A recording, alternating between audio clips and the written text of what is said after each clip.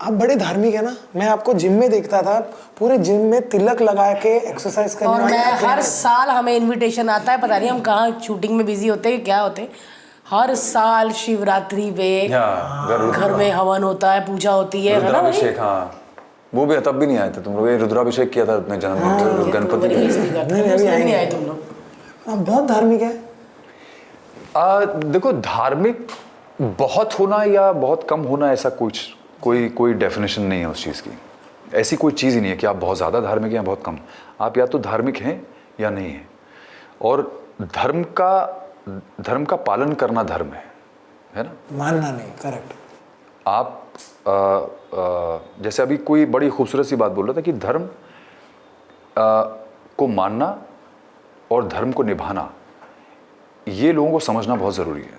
सिर्फ मानने से नहीं होता, आपको धर्म निभाना भी चाहिए, तभी आप धार्मिक हो सकते हैं। तो मैं धर्म को निभाता भी हूँ, कोशिश करता हूँ कि जो सनातन धर्म की हमारी जो डेफिनेशंस हैं उनको फॉलो करूँ, कि किसी को दुख नहीं पहुँचाना, किसी को तकलीफ नहीं पहुँचाना, किसी के बारे में बुरा नहीं सोचना, ना बुरा करना।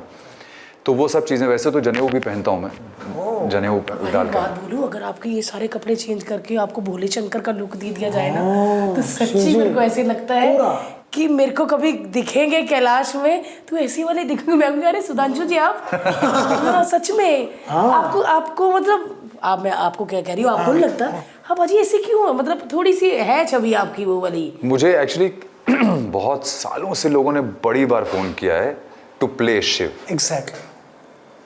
और मुझे मैं कभी नहीं कर पाऊंगा, क्योंकि मैं जिसको मेरे आराध्य हैं वो, तो मैंने जिनको समर्पण किया हुआ है ना पूरी तरह से, मैं वो प्ले नहीं कर पाऊंगा। मुझे, मेरा दिमाग नहीं चलेगा, मुझे मालूम है नहीं चल पाएगा, क्योंकि मैं पूरी तरह से समर्पित हूँ उनको, और मैंने अपना जीवन पूरी तरह से उनके हाथ में छोड़ रखा है। तो महाकाल, इसीलिए आप मेरा इंस्टाग्राम देखोगे तो हर पोस्ट में किसी भी चीज़ में बिना महाकाल के कुछ मतलब हर चीज़ का अंत उसी से होता है, जय महाकाल। तो मेरे सेट पे भी जितने लोग हैं वो गुड मॉर्निंग या गुड इवनिंग या गुड आफ्टरनून तो बोलता नहीं, तो सब, मैं आता था तो सब जय महाकाली, तो सबकी आदत पड़ गई थी वो by the end of it. अब इतने सालों में सबकी वैसे भी आदत पड़ गई, तो उन्होंने सबने गुड मॉर्निंग गुड इवनिंग बोलना छोड़ा, सब जय महाकाली बोलते हैं। तो आप महाकाल जी के दर्शन किए सर आपने जाके वहाँ पे? मैं तो जाता ही रहता हूँ, फिर से जाने वाला हूँ अभी बाबा की। भस्म आरती का एक्सपीरियंस?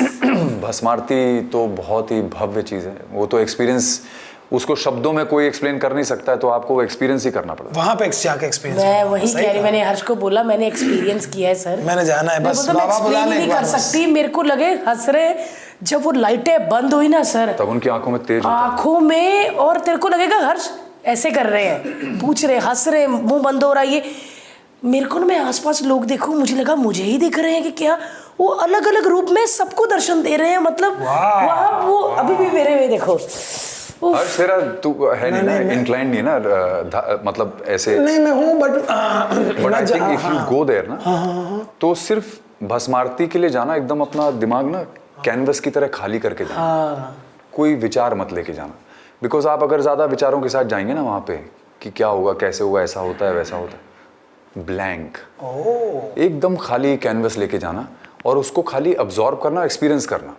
एक पॉइंट पे जब डमरू बजने शुरू होते ना, तब आपको लगेगा कि वो साक्षात चल के आ रहा है। मतलब वो भस्म में को तुमको भी लगेगा कि वो जो पता नहीं वो डमरू में क्या है, आपको लगेगा कि आपकी बॉडी से, मैं एक्सपीरियंस बता रही हूँ भाई मेरे को ऐसा जब वो डमरू बजा और भस्म आरती शुरू हुई ना, जब उन्होंने कहा कि औरतें आंखें बंद कर लो, वो कर, तो मेरे को ऐसा लगा मेरे ना अंदर से कुछ निकली जा रहा है और मेरा रोना निकली। बहुत अच्छी चीज़ बोली भारती, मैं ये चीज़ बोलना चाहूँगा, बिकॉज अब इतने लोग हम लोग को देखेंगे ना, तो उनको ये जानना ज़रूरी है कि जब आप भस्म आरती में बैठते हैं तो एक पॉइंट आता है जब उनके श्रृंगार के बाद उनके ऊपर एक कपड़ा डाल के उसके बाद भस्म से उनका अभिषेक किया जाता है। तो उस वक्त पंडित जी बोलते हैं कि सारी औरतें जो है वो घूंघट काट लें, ठीक है ना, तो वो घूंघट डालने के लिए बोलते हैं या चुन्नी डालने के लिए, जो भी है। उसके पीछे वजह है, लोगों को समझ में नहीं आता कि क्यों, जब वो भस्म डाल रहे होते तो क्यों। मुझे नहीं पता, प्लीज मैं सुनना चाहती हूँ। तो उसकी वजह ये होती है कि वो जो रूप होता है शिव का, जब कपड़े डाल के उनके ऊपर भस्म डाली जाती, वो उनका अघोर रूप होता है। अघोर का मतलब होता है नग्न, तो वो जब अघोर रूप में अपने आते हैं तब औरतों को घूंघट डालने के लिए बोला जाता है। अच्छा, वो क्या एक्सपीरियंस है गाइस, जो भी ये पॉडकास्ट देख रहे, मैं कह रही हूँ कि आप एक बार एक्सपीरियंस करके देखिए। मेरे को लगा मेरी बॉडी में से ना कुछ ऐसे हो जा रहा है, कुछ निकली जा रहा है और मेरे आंसू आई जाए, मेरे आंसू निकली जाए।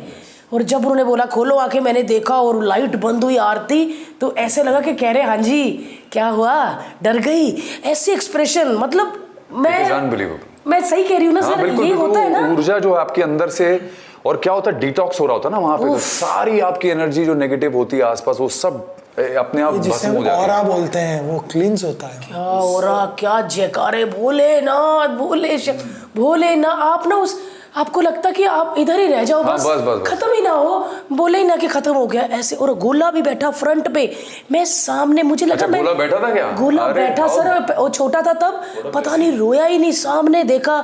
और फिर जो भगवान को भोग लगा, वही पंडित जी ने गोले को एप्पल दिया। मेरे लिए वो इतनी बड़ी ब्लेसिंग थी सच में। मतलब मैं तो पता नहीं, वो उनकी कृपा होती है, वही बुलाते हैं सबको। आप जितना मर्जी बैग पैक कर लो, उन्होंने बुलाया बिना है उनकी आज्ञा के तो आप मतलब हिल आप नहीं सकते। द्वार तक जाके भी लौट जाएंगे, वो जब तक परमिशन नहीं उनकी आप जा ही नहीं सकते। यार मेरा तो दिल कर पड़ा, मेरे को ऐसे कि खत्म करके निकले यार, बुला लो बाबा यार, सच में बहुत ही अच्छा एक्सपीरियंस है। आपकी छवि से ये बात चालू हुई और इतना अच्छा प्रवचन दिया आपने, मुझे सच में वो पता नहीं था भाई कि वो आंखें क्यों बंद करते हैं सच में, क्योंकि ये सत्संग होता है जब आप किसी की बात अच्छे से सुनो और अच्छी बात और आपको समझ आ रही है, बहुत बड़ी बात अच्छे से समझा रहे हो यार, कितनी अच्छी बात है।